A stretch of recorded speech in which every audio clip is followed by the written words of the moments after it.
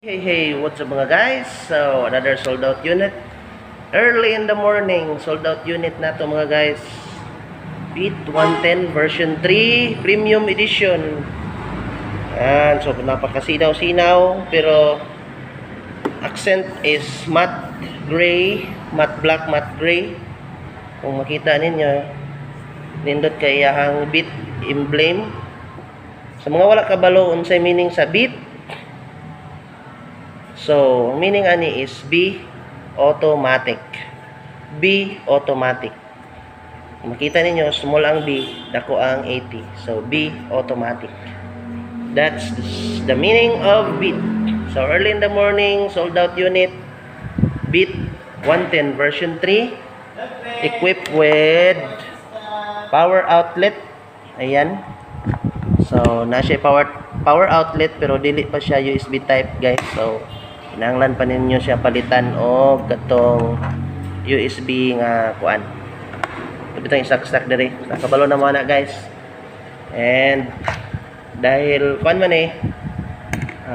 cash, so duha ka susi ang iyahang kapin. So as you can see sa atong Beat 110 mga guys, equipped with LED headlight already. So let's check. So muna ang LED headlight mga guys. Ayan.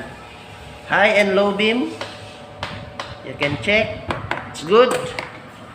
And also the rim color is gold accent. Kung makita po nyo diri guys, ang ato ang Honda emblem is naka silver accent. Now, very nice. Yan, so Honda Beat Premium Edition is very premium talaga siya guys, no? Kung tingnan nyo kasi yan, no? Napaka ganda tingnan, napakalinis. Walang masyadong mga decals. Yan, malinis siya tignan. And also, it has a large compartment, no? Compared to the old one. Yan. So, asa pa man mo guys, visit na diri sa among store. Honda Beat. Bye for now.